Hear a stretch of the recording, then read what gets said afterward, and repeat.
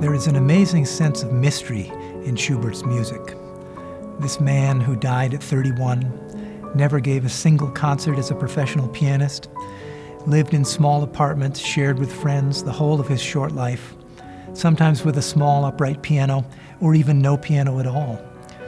He became sick at the age of 25 with a disease which he probably knew would eventually kill him. And the story of his last 6 years is one of the most astonishing achievements in the history of composition. He wrote in a different way from most other composers. For me, it has always seemed like he was walking down a path in the forest, and then he sees a little flower that is just off the path and makes a short detour to look at it, smell it, cherish it. But then that detour leads to a different path, which he follows. And then that path turns a corner, and suddenly there's an opening in the trees and a beautiful lake is spreading out before him.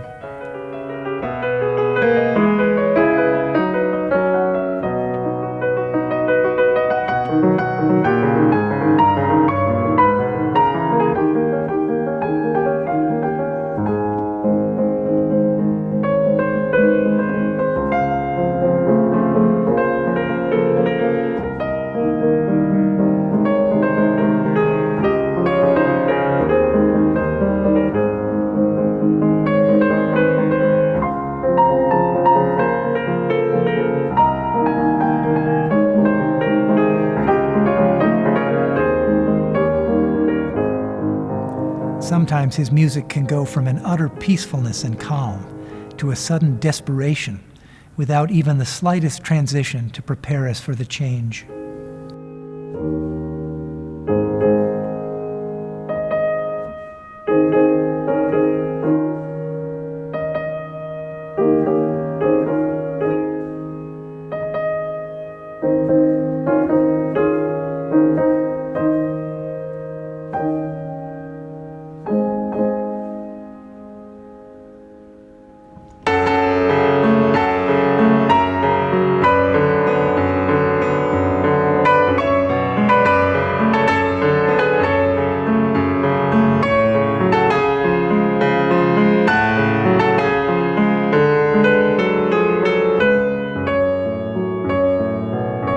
There can be great joy and high spirits which veer off into terror.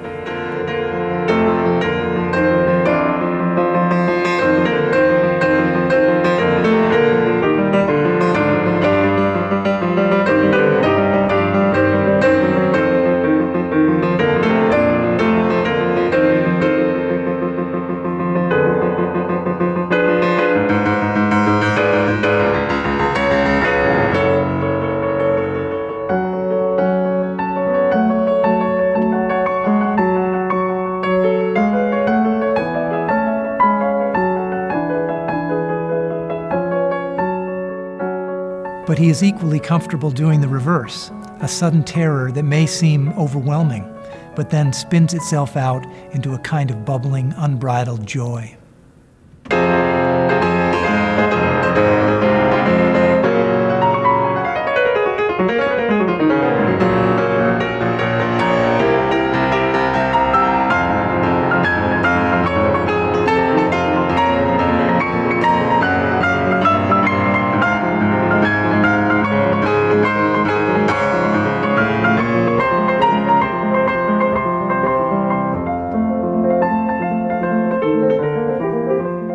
We can only contemplate what could have been in Schubert's mind and in his psychological makeup to create these visions.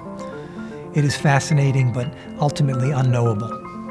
There is a sense of loneliness, the inner psychology of a solitary wanderer projected outwardly in music. He must have experienced very dark personal moments in his last year when he knew his time was running out. But he also knew he was writing large-scale masterpieces at the very height of his powers.